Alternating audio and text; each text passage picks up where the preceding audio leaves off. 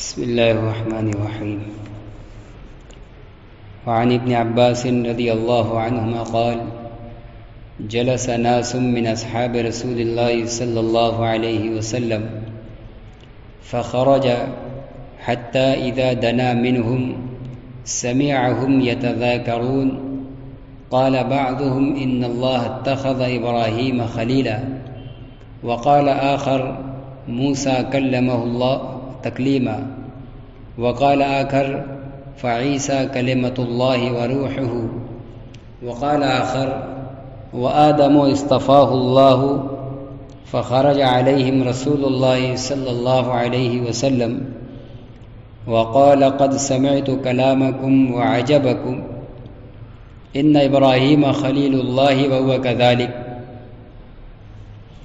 وموسى نجي الله وهو كذلك، وعيسى روحه وكلمته وهو كذلك، وآدم اصطفاه الله وهو كذلك، ألا وأنا حبيب الله ولا فخر، وأنا حامل لواء الحمد يوم القيامة تحته آدم فمن دونه ولا فخر، وأنا أول شافع وأول مشفع يوم القيامة ولا فخر، وأنا أول من يحرك حلق الجنة فيفتح الله لي فيدخلنيها ومعي فقراء المؤمنين ولا فقر، وأنا أكرم الأولين والآخرين على الله ولا فخر.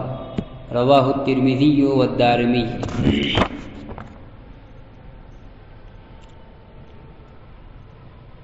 اس حدیث کے اندر بھی اللہ کے رسول صلی اللہ علیہ وسلم کے کچھ فضائل اور خصوصیات کا تذکرہ ہے، جن میں سے اکثر کا تذکرہ پچھلی کئی ایک احادیث کے اندر آ چکا ہے.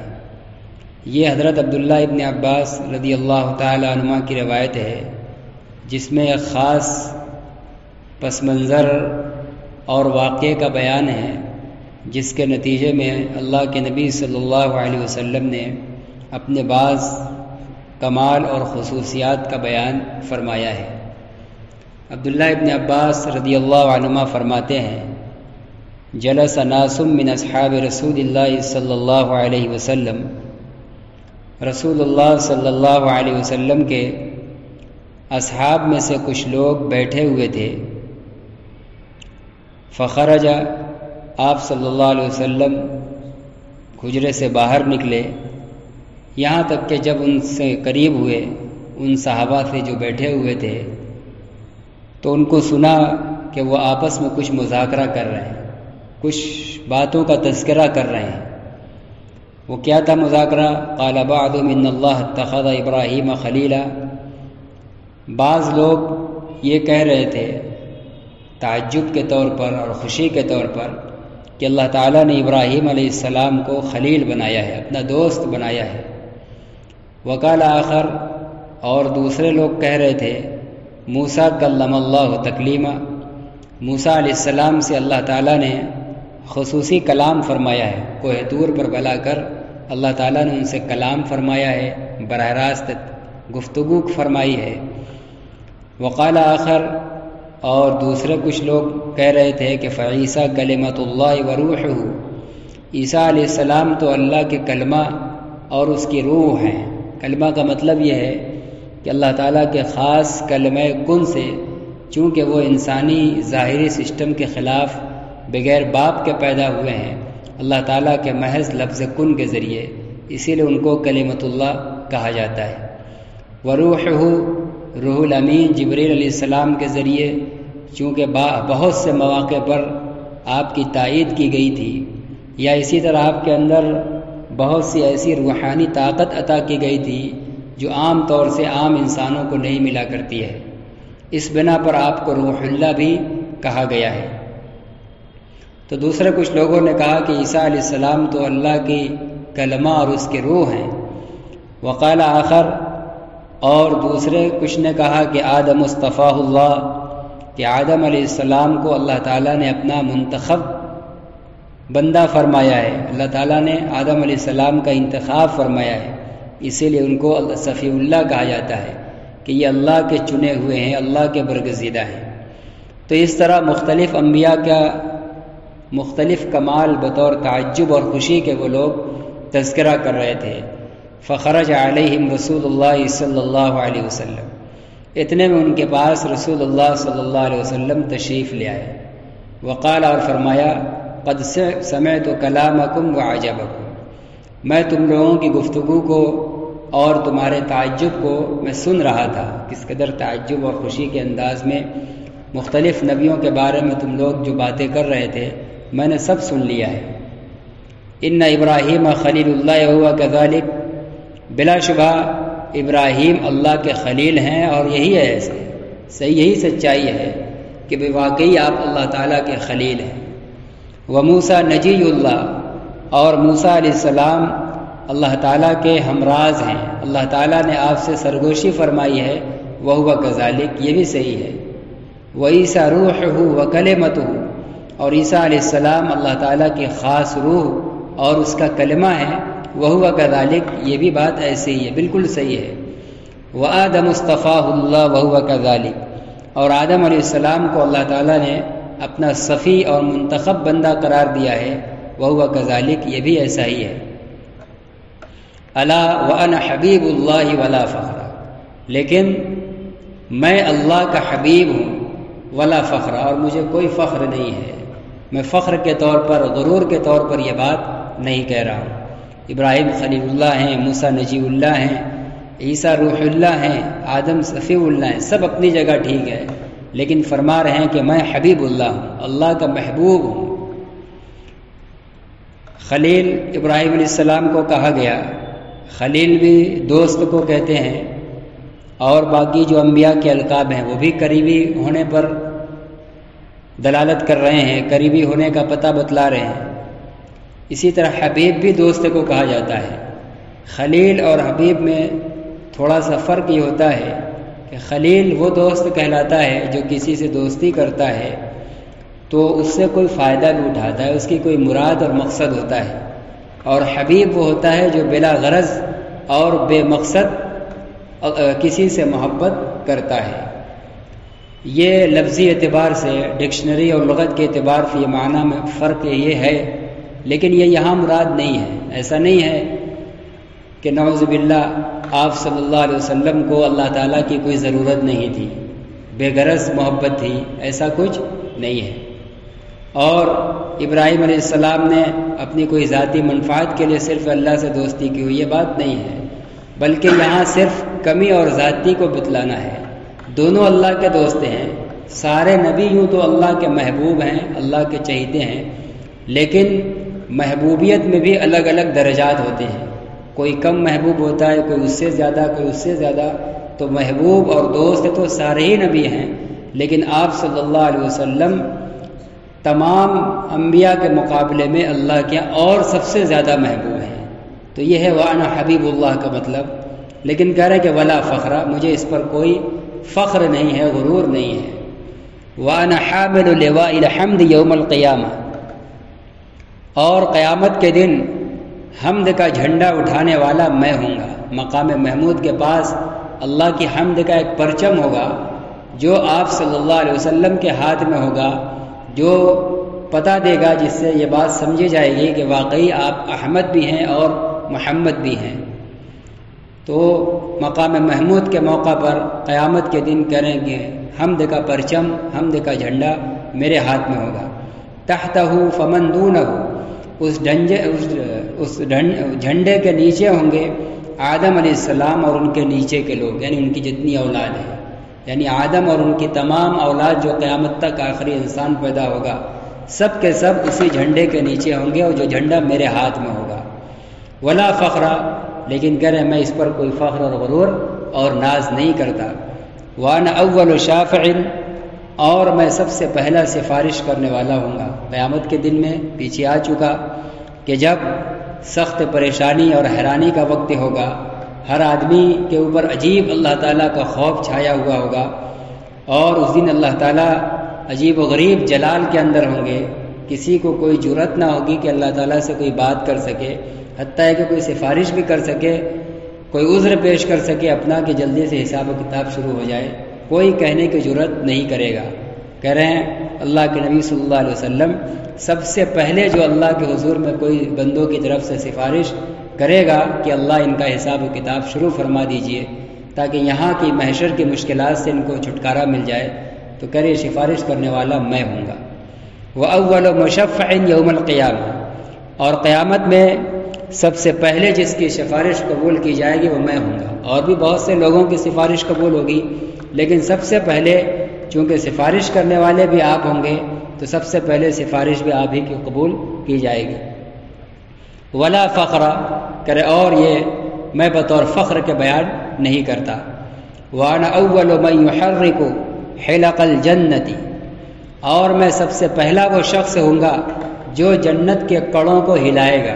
جنت کے دروازے پر جو حلقے اور کڑے لگے ہوئے ہوتے ہیں، جس کو جب دروازہ بند ہوتا ہے تو جس کو بجا کر کھٹکھٹایا جاتا ہے، تو کہہ رہے ہیں کہ جنت کے دروازوں کے کڑے سب سے پہلے میں ہلاؤں گا، یعنی دروازے پر سب سے پہلے میں دستک دوں گا، جنت کے دروازے پر سب سے پہلے میں حاضر ہوں گا۔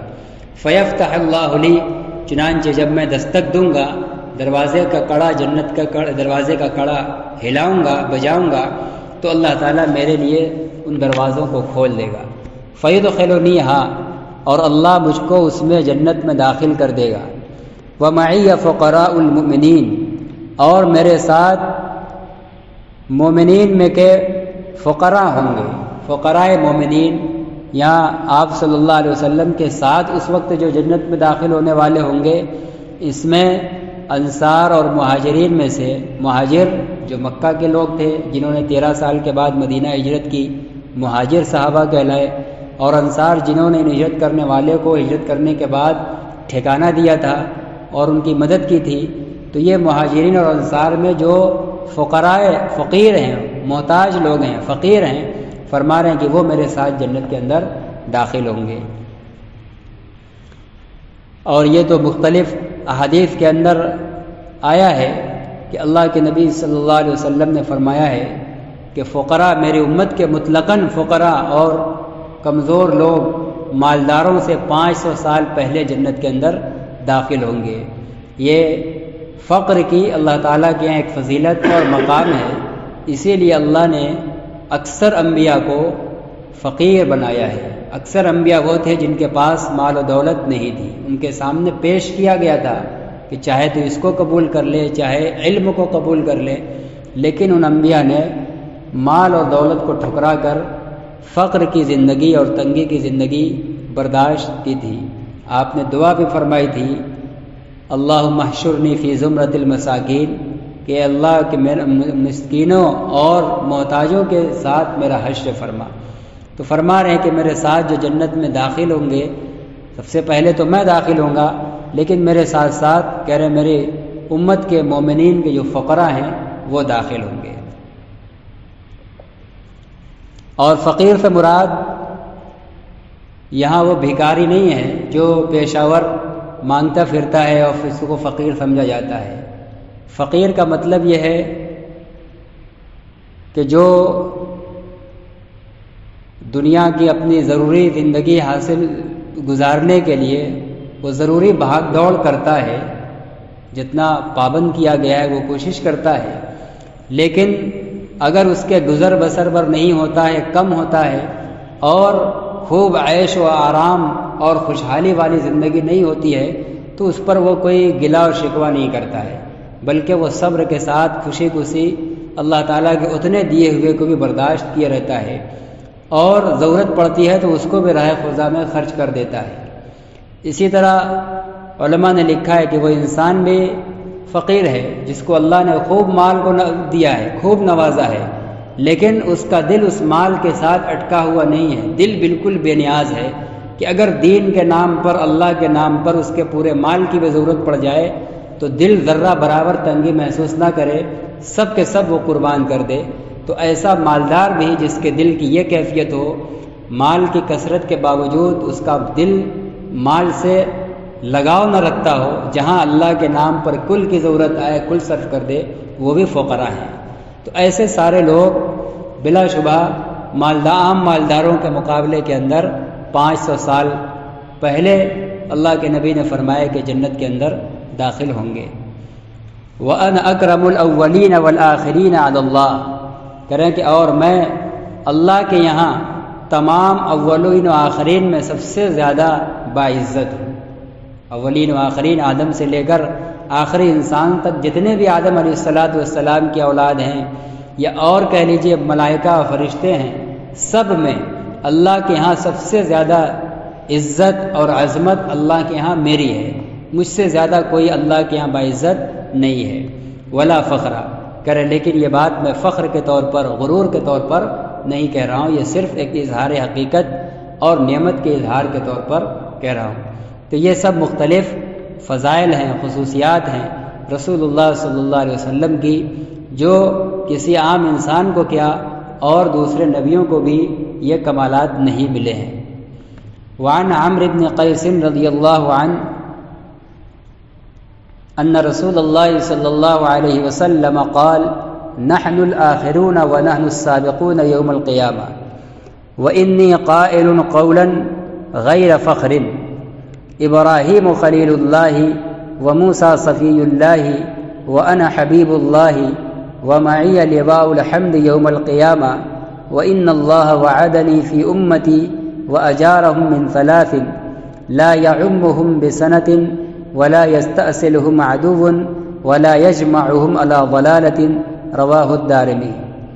حضرت عمرو ابن قیس رضی اللہ تعالیٰ عنہ سے روایت ہے کہ رسول اللہ صلی اللہ علیہ وسلم نے فرمایا کہ ہم بعد والے لوگ ہیں، اپنے کو اور ساتھ میں امت کو شامل کیا کہ ہم بعد میں آنے والے لوگ ہیں۔ ظاہر ہے کہ اللہ کے نبی سب سے بعد میں آئے، آپ کی امت سب سے بعد میں، باقی تمام انبیاء اور ان کی امتیں سب آپ سے اور آپ کی امت سے پہلے ہیں۔ تو نحن الاخرون، ہم بعد میں آنے والے لوگ ہیں، ونحن السابقون یوم القیامہ، لیکن ہم قیامت کے دن آگے بڑھنے والے ہیں۔ دنیا میں تو ہم سب سے بعد میں آئے، سب سے پیچھے آئے ہیں اور ہماری امت سب سے بعد میں ہے، لیکن کہہ رہے آخرت میں قیامت کے دن ہم سب سے آگے ہوں گے۔ چنانچہ ابھی اوپر گزرا کہ آپ سب سے پہلے سفارش بھی کریں گے، سب سے پہلے آپ کی سفارش قبول بھی ہوگی اور سب سے پہلے آپ جنت میں داخل ہوں گے، اور محشر میں جو صف لگے گی تمام امتیوں کی تو آپ صلی اللہ علیہ وسلم کی اور امتیوں کی صف تمام امتیوں کے مقابلے میں سب سے آگے ہوگی۔ تو اگر ہم دنیا میں تو بعد میں آنے والے ہیں، لیکن قیامت کے دن ہم سب سے پہلے ہوں گے، سب سے آگے ہوں گے۔ اور میں بغیر غرور اور فخر کے ایک بات کہہ رہا ہوں، وَإِنِّي قَائِلٌ قَوْلًا غَيْرَ فَخْرٍ، بغیر فخر اور غرور کیے ہوئے میں ایک بات کہہ رہا ہوں۔ وہ بات کیا ہے کہ ابراہیم اللہ کے خلیل ہیں، موسیٰ علیہ السلام اللہ کے منتخب کیے ہوئے بندے ہیں، اور میں اللہ کا حبیب ہوں، اور میرے پاس قیامت کے دن حمد کا پرچم ہوگا، اور بلا شبہ اللہ نے مجھ سے وعدہ کیا ہے میری امت کے بارے میں، میری امت کے بارے میں اللہ تعالیٰ نے مجھ سے وعدہ کیا ہے۔ کس چیز کا وعدہ کیا ہے؟ خیر کثیر کا، بہت زیادہ بھلائیوں سے نوازنے کا اللہ نے آپ سے وعدہ کیا ہے۔ اور اللہ نے میری امت کو 3 چیزوں سے پناہ دی ہے، 3 چیزوں سے ان کو محفوظ کر دیا ہے۔ امت کو ان 3 باتوں کا قیامت تک خطرہ نہیں ہوگا۔ لا يعمهم بسنۃ، یہ تینوں چیزیں پچھلی اس سے پہلے روایات کے اندر گزر چکی ہیں۔ پہلی چیز تو یہ ہے کہ اللہ تعالیٰ ان کو عموم قحط کے ذریعے ہلاک نہیں کرے گا۔ ایسا نہیں ہو سکتا کہ پوری کی پوری امت محمدیہ A to Z 100% کوئی ایک عام قحط آئے اور پوری دنیا کی امت محمدیہ ہلاک ہو جائے، کہ ایسا نہیں ہوگا، اللہ نے اس سے پناہ دے دی ہے، ایسا نہیں ہوگا۔ کوئی خاص قبیلے کے لوگ، خاص شہر کے لوگ ہو سکتے ہیں، لیکن بیک وقت پوری امت محمدیہ قحط میں مبتلا کی جائے اور سب کے سب بھوک و پیاس سے ہلاک ہو جائیں، ایسا نہیں ہوگا۔ اللہ نے اس بات سے امت کو پناہ دی ہے۔ ولا یستأصلهم عدو، اور ان کو کوئی دشمن جڑ سے اکھاڑ نہیں پھینکے گا۔ ایسا نہیں ہو سکتا کہ کوئی اسلام کے خلاف دشمن، نہ کوئی طاقت اکٹھا ہو جائے اور پوری دنیا سے ایک دم ایک ساتھ مسلمانوں کو اکھاڑ کر پھینک دے، ایسا نہیں ہو سکتا۔ ہر جگہ کہیں نہ کہیں مسلمان ہمیشہ جمع رہے گا، یہاں سے اکھاڑا جائے گا تو کہیں اور جمع رہے گا۔ ایسا نہیں ہو سکتا کہ بیک وقت پوری دنیا سے اس کی جڑ ختم کر دی جائے، یہ قیامت تک اس کی کوئی جڑ ختم نہیں کر سکتا۔ یہ ہم مسلمانوں کے لیے بڑی حوصلہ مندی کی بات ہے۔ ولا یجمعهم علی ضلالۃ، اور اللہ ان کو یعنی میری امت کو گمراہی پر اکٹھا نہیں کر سکتا۔ ایسا نہیں ہو سکتا کہ کوئی بات گمراہی ہو اور پوری دنیا کے ہر امت کا ہر فرد متفق ہو جائے کہ ہاں یہ کرنا چاہیے، یا کوئی کام گمراہ تو براہ راست گمراہی تو نہیں ہے لیکن کسی گمراہی میں پڑنے کا ذریعہ ہے اور پوری امت اس میں لگ جائے، اس گمراہی کا سبب بننے والے کام کو کرنے پر سب متفق ہو جائیں، ایسا نہیں ہو سکتا۔ کوئی نہ کوئی ضرور اس کی مخالفت کرے گا، اس سے پیچھے ہٹے گا۔ تو میری امت گمراہی پر اللہ تعالیٰ ان کو اکٹھا نہیں کرے گا۔ چنانچہ پیچھے یہ بات آئی تھی، انہی احادیث کی بنیاد پر اہل سنت والجماعت کا یہ عقیدہ ہے کہ امت اگر کسی بات پر متفق ہو جائے تو وہ بات یقینی طور پر حق ہے اور اس کو قبول کرنا واجب ہے۔ جب ساری امت کسی بات پر متفق ہے تو اس کا مطلب یہ ہے کہ یہ حق ہی ہے، حق کے علاوہ کچھ اور نہیں ہے۔ اس لیے کہ اللہ نے اس بات کی ضمانت لی ہے کہ آپ کی امت گمراہی اور غلط پر اکٹھا نہیں ہو سکتی، لہذا جب امت کسی بات پر اکٹھا ہے تو یہ 100% کنفرم ہے کہ یہ غلط نہیں ہے، حق ہے۔ وعن جابر ان النبی صلی اللہ علیہ وسلم قال انا قائد المرسلین ولا فخر وانا خاتم النبیین ولا فخر وانا اول شافع ومشفع ولا فخر، رواہ الدارمی۔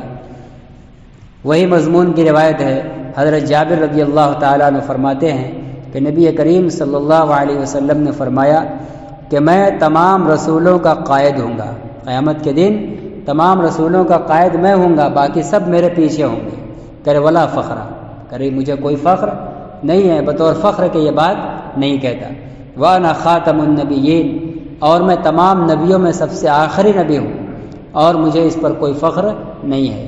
وانا اول شافع، اور میں سب سے پہلا سفارش کرنے والا ہوں گا اور سب سے پہلے میری سفارش قبول کی جائے گی۔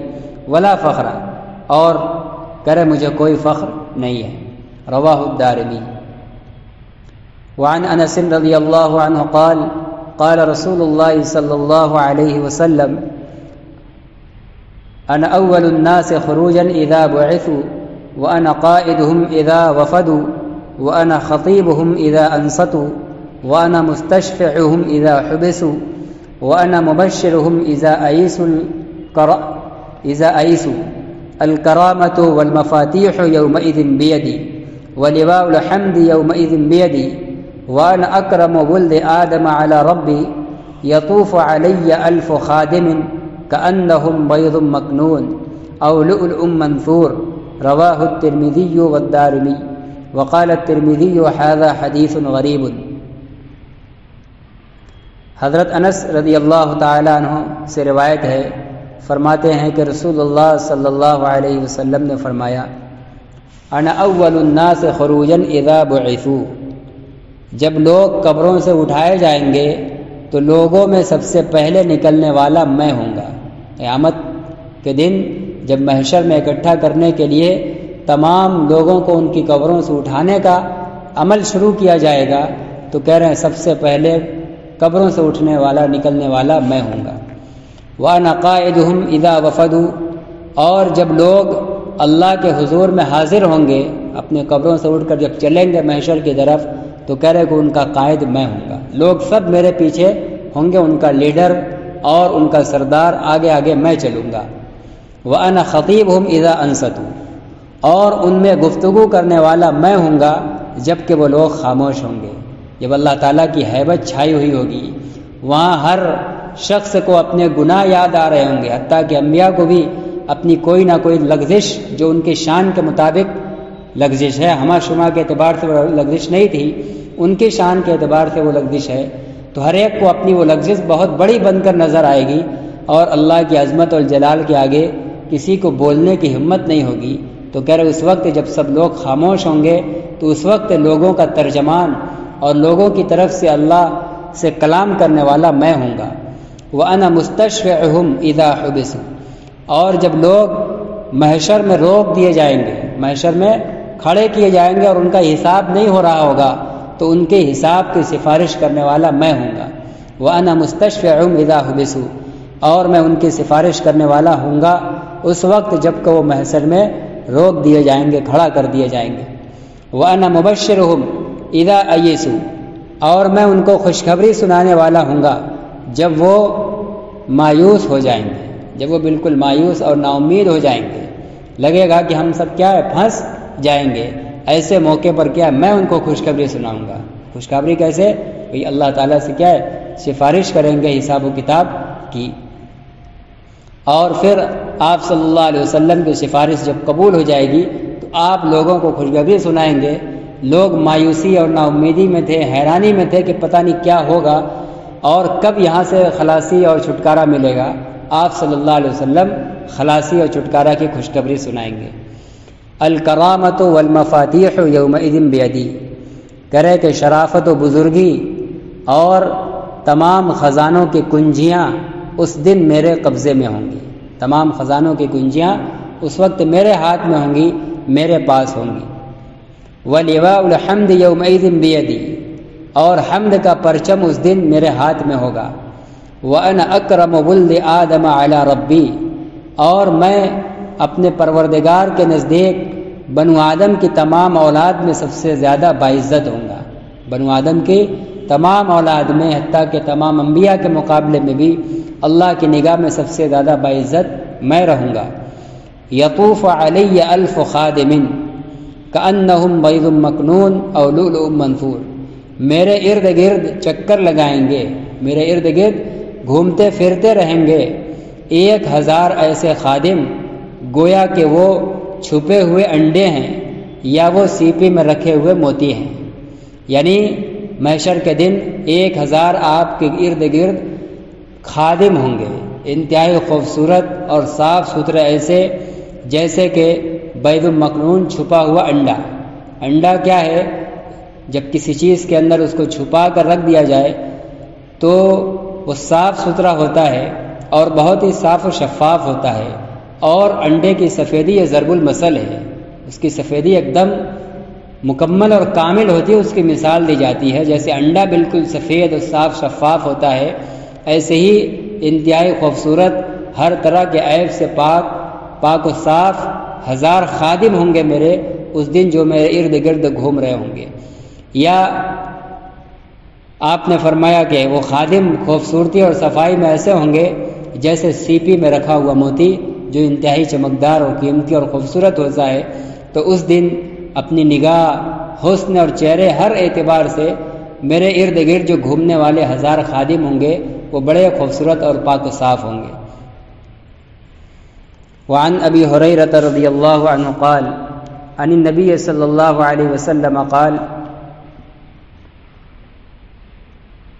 فأكسى حلة من حلل الجنة ثم أقوم عن يمين العرش ليس أحد من الخلائق يقوم ذلك المقام غيري، رواه الترمذي۔ وفي رواية جامع الوصول عنه أنا أول من تنشق عن الأرض فأكسى۔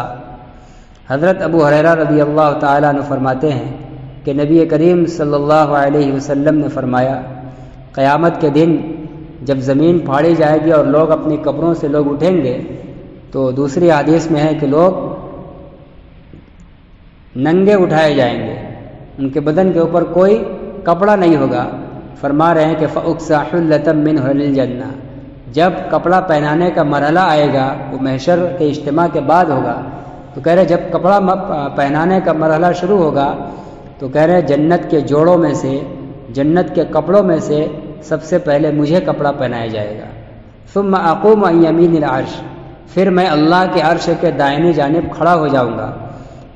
مخلوق میں سے میرے علاوہ کوئی نہیں ہوگا جو اس جگہ کھڑا ہو۔ اللہ کے عرش کے دائنے فرما رہے ہیں کہ میرے علاوہ کوئی نہیں کھڑا ہوگا، تنے تنہا میں اللہ کے عرش کے دائنے کھڑا ہوں گا۔ عام طور سے کوئی بڑا بادشاہ اپنے کسی قریبی اور سفارشی کو عموماً اپنے دائیں جانب رکھتا ہے، تو آپ صلی اللہ علیہ وسلم چونکہ سفارش کرنے والے ہیں، سب سے پہلے آپ سفارش کریں گے، اس لیے آپ کو امتیازی مقام بھی دیا جائے گا جہاں کھڑے ہو کر آپ لوگوں کی سفارش فرمائیں گے۔